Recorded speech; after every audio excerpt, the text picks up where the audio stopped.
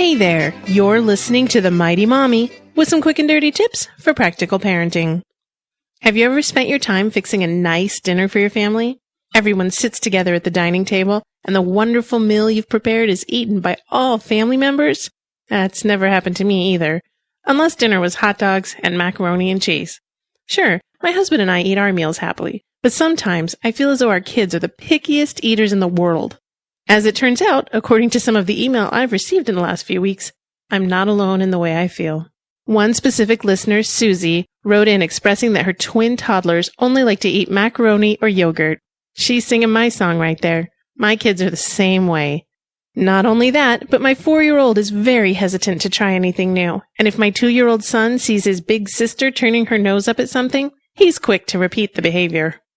I certainly can't force my children to eat and wouldn't want to do that anyway. Gentle encouragement is given, but if they choose not to eat the food presented to them, they don't eat.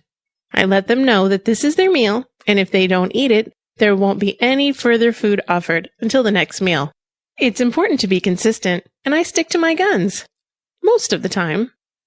Children will eat when they are hungry, and it's important that they do. However, you want them to eat a nutritious variety of foods. Making food more fun is a great way to encourage fussy eaters to become more flexible. Many children are more inclined to eat something new if they've helped you prepare it. My daughter used to love chicken in any form, and now I'm lucky if she'll even eat a chicken nugget. I let her help me crush the ingredients for breading chicken one night, and we talked until dinner time about how she helped me cook the chicken. When it was time to eat, she was still hesitant, but she wanted to taste what she had made. Once she tried it, she loved it. If you can get your child interested in the food they're refusing to eat, they may try it. It's a lot harder to dislike something that actually tastes good. Convincing your kid to take that first bite is half the battle. Another way I found to make food fun is to make it aesthetically pleasing to children. For example, when I make sandwiches, I let my kids pick out a favorite cookie cutter, and we cut the bread into fun shapes before we put on the topping. The leftover bread goes into a bag to save for the ducks at the park or to make breadcrumbs. My kids also love mouse-shaped pancakes. It's easy enough to make one round center pancake, then add 2 smaller round cakes for ears. Then we decorate the mouse faces with various fruits. Blueberries can be eyes, and slices of strawberries can make a big red mouth. What the kids don't know is that while I'm mixing the pancake batter, I throw in some oatmeal and shredded apples. The kids gobble them down, but almost always with the request for, "More syrup, please, Mommy." This always makes me cringe. The little bit of syrup I do give them should be enough, but because it soaks into the pancakes where the kids can't see it, they think it's gone. I've discovered the solution. Food coloring is saving me from endlessly repeating, "You have enough syrup already." I put the syrup in a cup, stir in some food coloring, and pour the colored syrup on the cakes. Now my kids just enjoy their pancakes, and it's more fun for everyone. You can even put food coloring into the batter. Make blue pancakes with purple syrup, or pink pancakes with green syrup.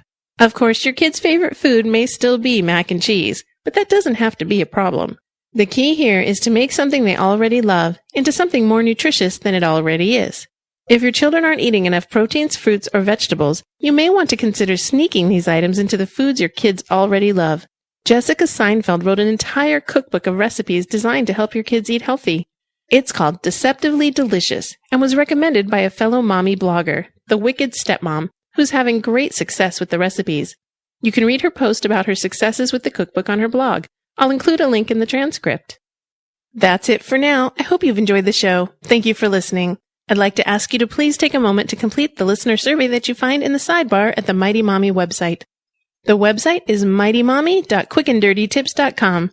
Thanks in advance for taking the time to help us learn more about you and your preferences. If you'd like to request a topic for the Mighty Mommy, you can email me directly at mommy@qdnow.com or leave me a message by calling 206-202-2185.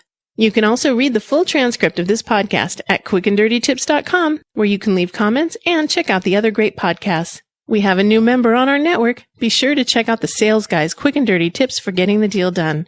This week he's talking about why selling is so important to the world economy. This is your friend, the Mighty Mommy, wishing you happy and fun parenting.